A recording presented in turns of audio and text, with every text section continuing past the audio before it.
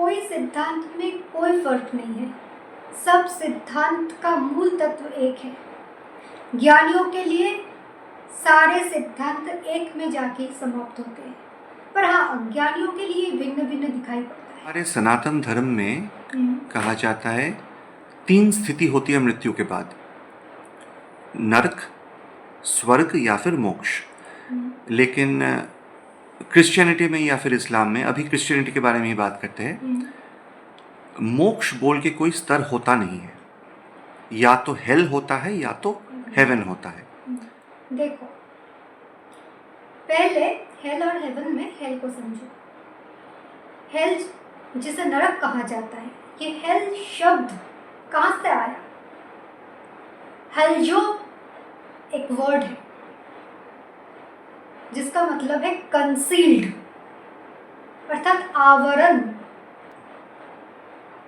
वो आवरण कोई सा आवरण हो सकता है? शरीर का आवरण, कोश का आवरण, माया का आवरण। नरक का मतलब भी वही है, मृत्युलोक। नर शरीर लेकर मृत्युलोक में घूमना नरक ही तो है। नाड़ में, अंधकार में, अज्ञान में, नाड़ में, अज्ञान में भटकना नरक है। आवृत रहना, आवृत रहना।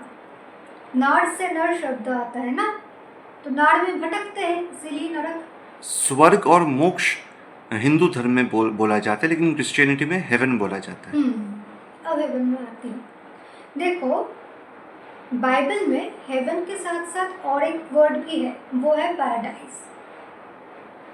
हाँ, पैराडाइज क्या है?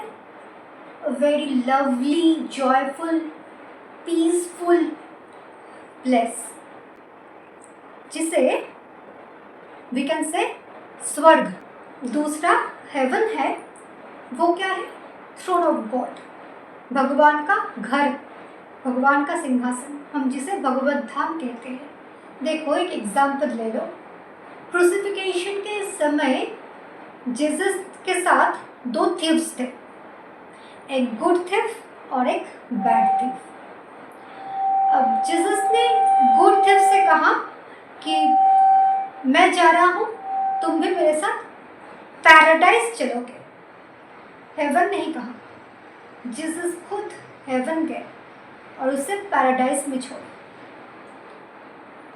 अच्छा, तो मतलब हेवन और पैराडाइज को हम मोक्ष और स्वर्ग कह सकते हैं।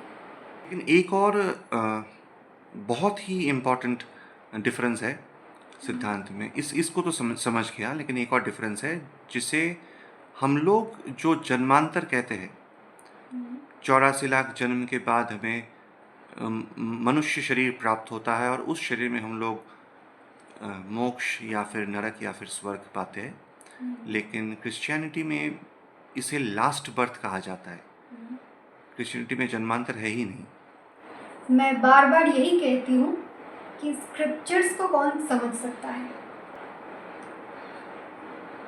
अब मैं अगर हमारे सनातन धर्म के अनुसार कहूँ, मृत्यु किसे कहते हैं, तो जितने सारे लाश पड़ा हुआ होता है वो मृत्यु नहीं है, उसे कहा जाता है देहांतर, जन्मांतर। वो मृत्यु नहीं होते, क्योंकि मृत्यु ही केवल लास्ट बर्थ हो सकता है। वो मृत्यु क्या है? अहंकार का नाश होना। क्रिश्चियनिटी में भी मृत्यु क्या है? लास्ट बर्थ यही है, जो पूरे तत्व को धारण कर लिए, means who is completely surrendered to Jesus, only he can realise what is last birth. नहीं, लास्ट बर्थ मतलब जो भी क्रिश्चियन है, इस यहाँ पर वो बोलते हैं, बाइबल बोल रहा है या फिर क्रिश्चियंस बोलते हैं ट्रू क्रिश्चियन। जो ट्रू क्रिश्चियन है वही उसी के लिए ही ये धारण करना अथवा धारणा करना संभव है कि लास्ट बर्थ,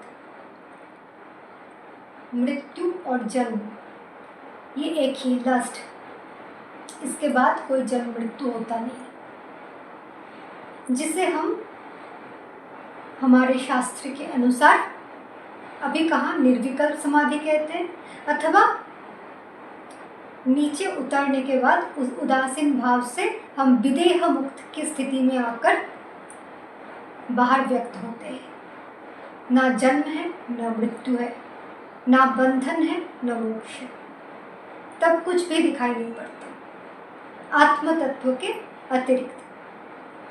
तो ऐसे ही जो परम तत्व को धारण किए हैं वही सच्चे क्रिश्चियन हो सकते हैं, वही जान सकते हैं शास्त्र क्या है, स्क्रिप्चर्स क्या है, वही सच्चे इस्लाम होते हैं, कुरान को जान सकते हैं। तो इसमें कोई भिन्नताएं नहीं है, सारे तत्व एक में ही जाके समाप्त होता है। वो है अहंकार का नाश, अल्टीमेट स्थिति। उसे तुम मोक्ष कहो, उसे तुम हेवन कहो, जन्नत कहो, सब एक